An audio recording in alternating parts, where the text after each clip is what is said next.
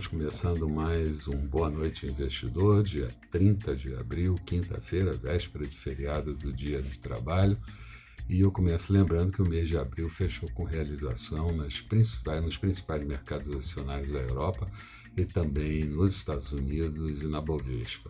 Nós já tínhamos expressado essa possibilidade no nosso comentário de abertura, já que a Bovespa acumulava até o início da manhã de hoje 13,9%, e era um dia complicado pelo fechamento da Pitax, divulgação de PIBs em diferentes países no primeiro trimestre, além de um quadro político tenso por aqui e a safra de balanços e a decisão do Banco Central Europeu sobre política monetária que acabariam dando o tom dos mercados.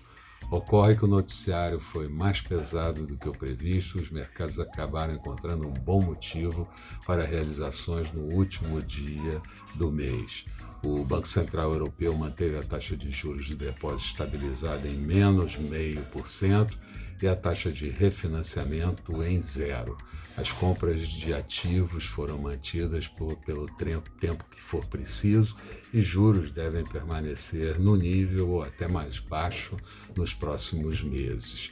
Tivemos ainda a expectativa dos investidores não sendo atendida de que ele aumentaria a compra de bônus e isso acabou não acontecendo. Christine Lagarde, presidente do Banco Central Europeu, disse que a região do euro sofre contração inédita na sua economia e o PIB do ano pode chegar a cair até 12%, sendo que o segundo trimestre pode cair 15%.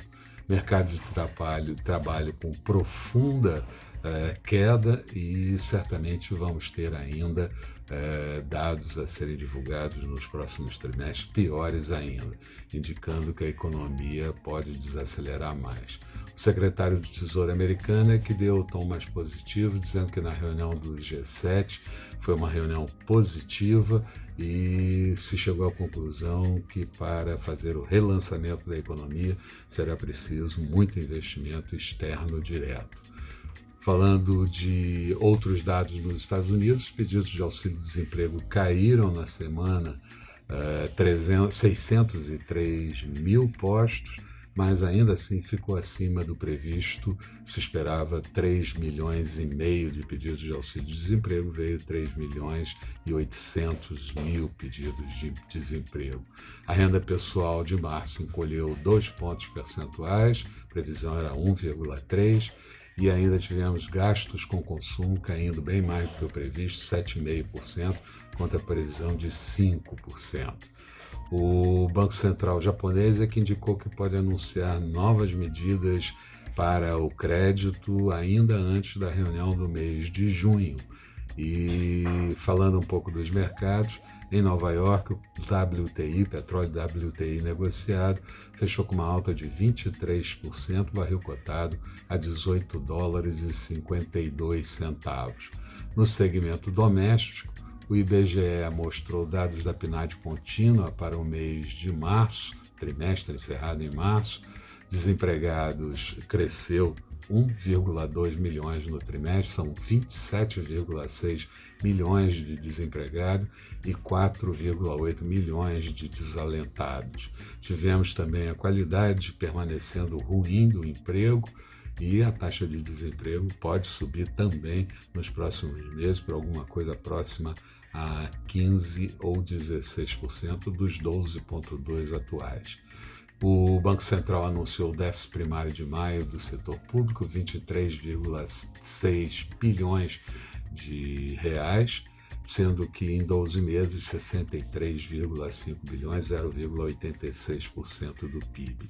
E eu cito ainda o crescimento da dívida bruta, que subiu para 78,4% do PIB, vindo no mês anterior de 76,7%. Tivemos ainda Paulo Guedes dizendo que a China, de certa forma, compensa o choque externo no que diz respeito ao Brasil e que a ajuda de estados e municípios deve ficar como está sendo acertado, 25 bilhões para os estados, 25 bilhões para os municípios e 10 bilhões para serem gastos exclusivamente com o coronavírus.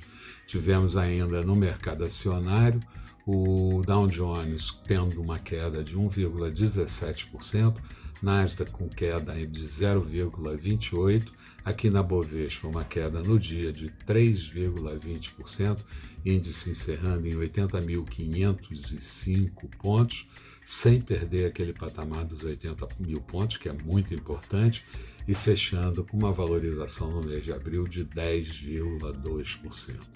Eram essas as considerações. Tenham todos um bom feriado do Dia do Trabalho. Retomamos na próxima segunda-feira. Até lá, então.